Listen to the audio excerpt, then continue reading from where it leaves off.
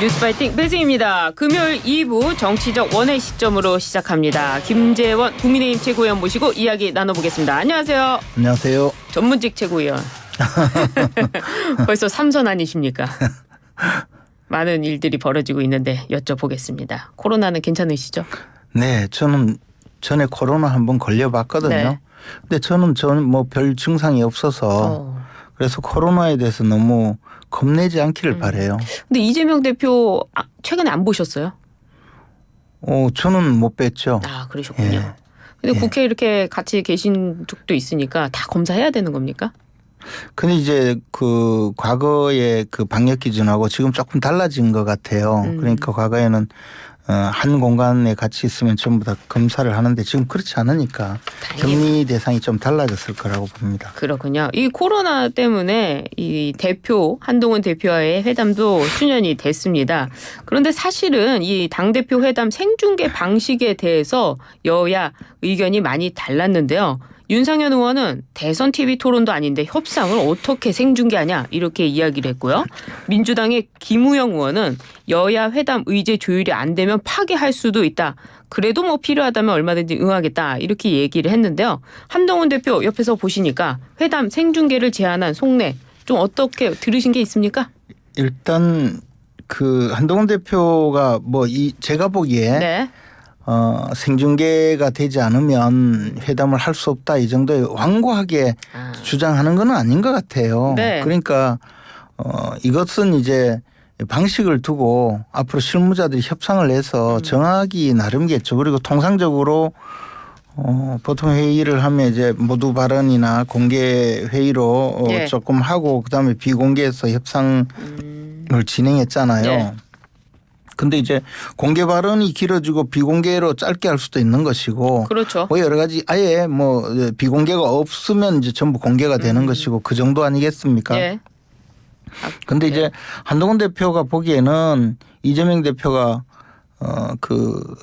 사실 비공개 회의에서 몇 마디 하시고 밖에 나가서는 온갖 사실과 다른 이야기를 할 수도 있는 것이고 또는 지난번 제가 보니까 그 대통령과의 네. 영수회담에서도 상식 밖의 이 행위를 하셨잖아요. 이렇게 꺼내가지고 막 읽고 예. 그런 것이 이제 불신이 좀 강화되니까 아예 공개를 하자 이 정도의 제안일 것 같아요. 그리고 허심탄회 하는 이야기를 좀 공개하자 뭐 이 정도군요. 그리고 또 더 나가서 한동훈 대표 그동안에 정책을 두고 토론을 하자고 요구를 많이 했잖아요. 네. 기왕이면 여야 당대표끼리 정책을 두고 한번 국민 앞에 토론하자. 토론까지도 해보자는 그런 취지였던 것 같아요. 그래서 이것은 실무진끼리 합의하는 과정에서 정리가 되리라고 생각합니다. 그렇군요. 이 당대표 회담에는 누구가 같이 동석을 할까요? 보통의 경우에는 이제 당대표와 만약에 협상하기에 따라서 네. 대변인 정도 대변인 무조건 참석하겠죠? 그렇겠죠. 옛날에는 이제 심각한 여야 협상이 있으면 당대표끼리 만났다가 마지막 합의가 되면 대변인 들어오라 해서 네. 공동 발표문을 작성하게 한다든가 그런 경우가 많았죠. 근데 이제 요즘에는 그거조차 조금 없이 처음부터 수행 같이 해서 들어가는 경우도 있는데 사실은 정말 여야 간에 협상할 일이 많고 네. 그 과정에서 허심탄회하게 대화를 해서 뭔가 끌어내야 된다면 대표끼리 만나서 밀담 형식으로 그 여러 가지 대화를 하는 것도 좋은데 지금 솔직히 한동훈 대표와 이재명 대표가 그런 신뢰관계가 형성이 됐겠습니까? 그러니까 그런 두 분끼리의 대화가 필요하다고 별로 느끼지 않을 거라고 생각합니다. 이재명 대표도 아마 똑같을 거라고 보고요. 그래요. 알겠습니다. 검찰이 그 김 여사 명품 가방 의혹에 대해서 무혐의 결론을 내렸습니다. 야권은 검찰 개혁을 스스로 초래한다면서 비판했는데 무혐의 결과 타당한 걸로 보세요? 저는 이렇게 결론이 내려질 수밖에 없다고 보고 있습니다. 네. 어떤 일이 있었느냐, 실체적 사실관계가 어떠냐 하는 것은 너무나 명백하게 네. 그 녹취록까지 다 공개가 되고 그 몰카까지 다 공개가 됐잖아요. 네. 그러니까 사실관계는 다 알고 있어요. 그런데 이것을 법률을 적용하는 건데 적용할 처벌 법규가 없는 거죠. 예, 그렇죠. 그러면 무혐의지. 그걸 가지고 이렇게 비난 가능성이 있다고 해서 끌고 온 것이 이 사건의 본질이거든요. 네. 뭐 우리가 다 알고 있듯이 과거에 공무원이 스폰서 검사 사건에서 공무원이 그 금품을 받더라도 대가 관계가 없으면 처벌할 수 없다. 이게 무슨 법감정에 맞느냐라고 만든 것이 공무원이 대가 관계가 없더라도 처벌하게 만든 게 청탁금지법이잖아요. 그런데 예. 공무원 부인까지 처벌하는 것은 애당초 생각을 하지 않았거든요. 예. 근데 이제 어쨌든 지위가 영부인이다 보니까 그 문제를 두고 처벌하려고 하는 것인데 처벌하라고 하는 것인데 우리 초등학교 중학교 때 배웠잖아요. 법은 도덕의 최소한이라고. 네. 그래서 이것을 두고 계속 법규가 없는데 처벌하라고 주장을 해서 지금까지 수사가 끌려온 것이다라고 생각하면 당연히 무혐의가 맞죠. 근데 야권에서는 이것을 두고 김건희 여사 특검법에 하나 더 추가됐다 이렇게 나오고 있고요. 뭐 야당은 뭐 무슨 소리 뭐 하겠습니까? 제가 야당이라도 예. 비슷한 이야기를 할 수는 있을 것 같습니다. 그래요. 그래서 한동훈 대표와 이재명 대표가 막 회담을 한다면 이 얘기도 들어가지 않을까 예상되는데 어떠세요? 그 이야기를 뭐 이재명 대표는 당연히 하겠죠. 예. 그래서 수용하면 좋고 수용하지 않을 거면 또 공격거리가 있으니까 좋고 뭐 그런 입장이죠. 그래서 이런 지금 그 특검 정국 네. 뭐 그것을 끌고 가는 야당의 목표는 당연히 특검으로 한 발자국이라도 더 다가오게 만드는 것이 목표니까 뭐 뭐든지 이야기하겠죠. 그럼 뭐 의제 합의가 없더라도 이야기할 겁니다. 그렇다면 특검 또 하나 있지 않습니까? 바로 최상병 특검법인데요. 네. 야권에서는 왜 당내에서 아무런 논의가 없느냐. 국민께 한 약속을 어길 거냐 하면서 연일 한동훈 대표를 압박하고 있습니다. 이 얘기도 나오겠죠? 여야 대표회담에. 설사 의제에 오르지 않더라도 그 이야기를 하고는 그냥 끌고 가려고 하겠죠. 그리고 사실 한동훈 대표께서 예. 전당대회 대표로 출마하면서 내세운 첫 번째의 예. 이슈가 바로 이 최상병 특검법이었고 제3자가 추천하는 특검 법안을 우리 당이 당론으로 주도해서 발의하겠다라고 했지 않습니까? 네. 그러니까 이 문제를 국민들에게 워낙 각인이 되어 있기 때문에 쉽게 다른 지금 상황으로 바꿀 수 없는 입장이기도 하고 또 한동훈 대표도 진정성 있게 접근하고 있는 것으로 알고 있어요. 그래요? 예. 야당 입장에서는 당연히 물고 늘어지겠죠. 그런데 한편으로 저도 네. 그 민주당 측 그 인사 이야기를 들어보면 이른바 이번에 뭐 제보 공작까지 포함시켜라 하니까 민주당이 당연히 그것도 받겠다. 아마 다른 조건을 달면 또 받겠다고 할 거예요. 왜냐하면 민주당의 전략은 딱 한 가지거든요. 어떻게 해서든 한 발자국이라도 들어오면 그렇게 해서 정말 그 특검법이 통과가 되고 나면 특별검사가 이제 시작이 될 거 아닙니까? 그렇죠. 그러면 그때부터 우리 민주당의 수법을 받지 않습니까? 예를 들어 공수처 같은 경우에 공정한 그 수사기관이 필요하다고 주장을 해서 만들어 놓고 공수처가 수사를 하지만 이 공수처는 뭐 능력이 없다. 그다음에 인력이 부족하다. 여러 가지 면에서 권한이 없다. 이런 식으로 비난을 하면서 또 특검을 요구하는 거거든요. 예. 아마 최상병 특검법이 어떤 형태로든 시작이 되면 그때부터 이 특별검사 이거 제대로 임명이 안 됐다. 이거 수사 결과 나와도 특검 다시 해야 된다고 하면서 2차 특검을 또 주장하고 있을 거거든요. 네. 2차 특검으로 또 안 되면 3차 특검 그렇게 해서 차기 대선까지 특검 전국으로 끌고 가는 게 목표이기 때문에 네. 우리가 전략적으로 해야 되지 않을까 생각합니다. 아마 우리 과거에 그 세월호 사건 때도 많이 봤지 않습니까? 아니 결국에는 한동훈 대표가 적극적으로 추진을 못할 것이다 이런 결론이 것이죠. 아니 저는 지금 그렇게 말씀드린 것이 아니고 하여튼 민주당이 전략이 그러니까 좀 전략적으로 판단을 하면 판단을 하면 좋겠다. 안 한다는 거 아닙니까? 라고 생각할 뿐입니다. 네, 알겠습니다. 아이고 추천을 한다는 겁니까? 안 한다는 겁니까? 네. 우리 당이 좀 더 전략적으로 나갔으면 하는 생각이죠. 한동훈 대표가 결정을 해야 된다 이 말씀이네요. 앞으로 이제 전략적인 대화가 필요하겠죠. 이 최고회의가 그런 전략을 논의하는 것인데 아직 그까지 뭐 논의가 되지는 않았으니까요. 그러니까 이 한동훈 대표가 전략적으로 입장을 바꾼다거나 아니면은 끌고 간다거나 뭐 둘 중에 하나 선택해야 되는 거 아닙니까? 이제 앞으로 대표께서 예. 합리적으로 판단하지 않을까 생각하는데 저는 하여튼 제가 그 생각하고 있고 제가 판단하기에는 민주당은 그렇게 나올 거다. 한동훈 아무리 대표는요? 특검을 시작을 우리가 요구하는 대로 특검을 한다 하더라도 특검이 시작되기만 하면 그때부터 곧바로 이거는 특검이 다시 재특검이 필요하다. 그럼 한동훈 대표는 재특검이 필요하다. 이렇게 해서 거기까지 생각을 안 한다는 겁니까? 한동훈 대표님은 훨씬 더 많은 정보를 받기 때문에 많은 생각을 하지 않겠습니까? 알겠습니다. 한동훈 대표 입장을 좀 제대로 설명을 안 해주시는데 예, 한동훈 대표가 이번에는요 전 국민 25만 원 지원금에 대해서 격차 해소를 대안으로 내세웠습니다. 25만 원 지원법과 격차 해소에 대한 뭐가 다른 겁니까?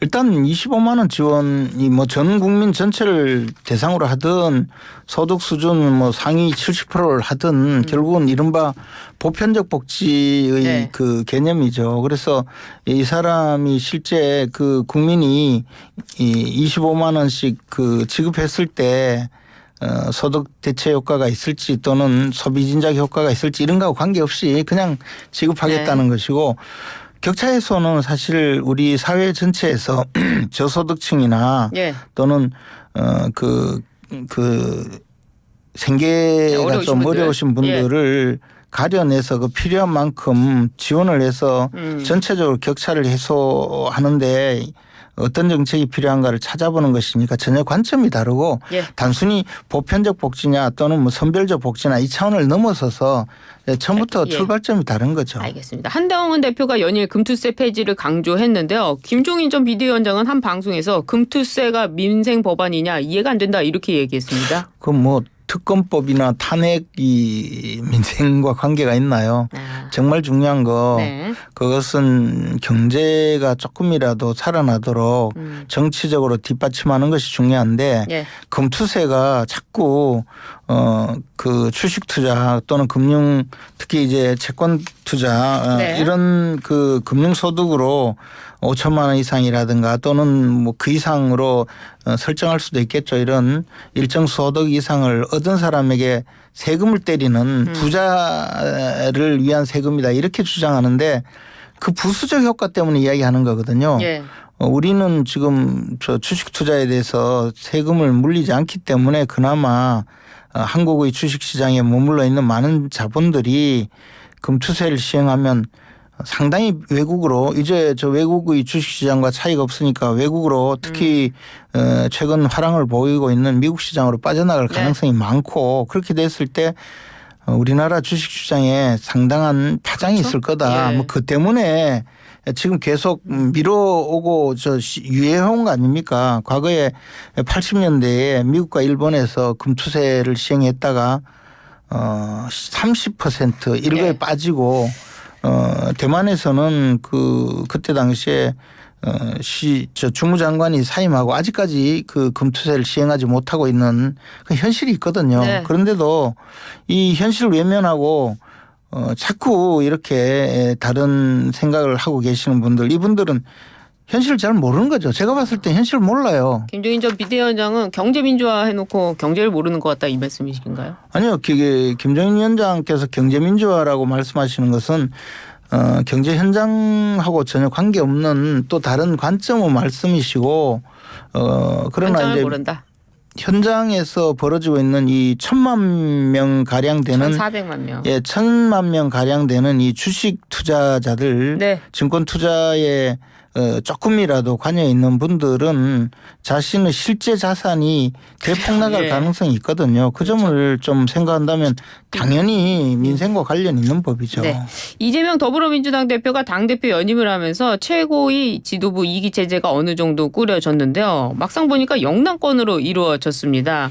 어제 개혁신당은 광주에서 민주당이 호남을 잡아둔 물고기 취급한다 이런 얘기도 했는데요. 민주당의 새 지도부 구성 어떻게 보셨습니까? 그것은 이제 저 영남권이라고 하는데 사실 그분들이 정치적인 그 활동 무대에 네. 내지 정치적으로 그분들이 지금까지 지향했던 것은 다 수도권 특히 서울 중심으로 활동했던 분들이고 지난 총선에 우리 당은 서울 수도권에서 괴멸적으로 패배했고 민주당이 거기서 압승을 했기 때문에 그런 분들이 많이 그 등장한 것이 사실인 것이고 네. 다만 이제 민주당이 호남을 잡은 물고기 취급하는 것은 국민의힘이 영남을 주머니 속에 공깃돌로 생각하는 것과 비슷하죠.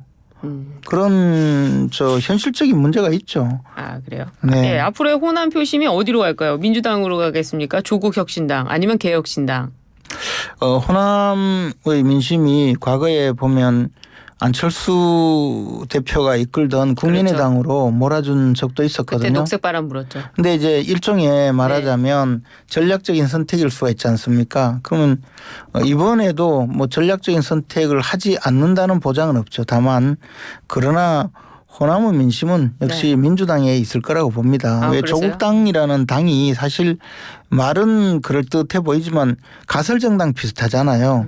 저분들이 정권을 획득할 수 있는 가능성이 있다고 보는 분도 없을 것이고 그러나 과거 안철수 대표의 경우에는 좀 달랐거든요. 네. 그래서 좀 호남의 선택이 있는 것이고 호남은 나름대로 엄청나게 전략적 선택을 하는데 곧 교도소 가실 조국 대표님을 아무리 박수를 보낸다 하더라도 그분을 선택하지는 않을 거라고 보는데요. 다만 이게 이제 보궐선거니까 예. 그렇게 조금 후보들의 어떤 경쟁력에 따라서는 좀 다를 수는 있겠죠. 그 이재명 대표와 조국 대표가 얼마 전에 만나서 네. 이 윤석열 정권 뭐 타도하자 이런 취지로 이야기를 했는데요. 네. 두 사람 간의 그 만남의 의미는 어떤 게 있는 겁니까?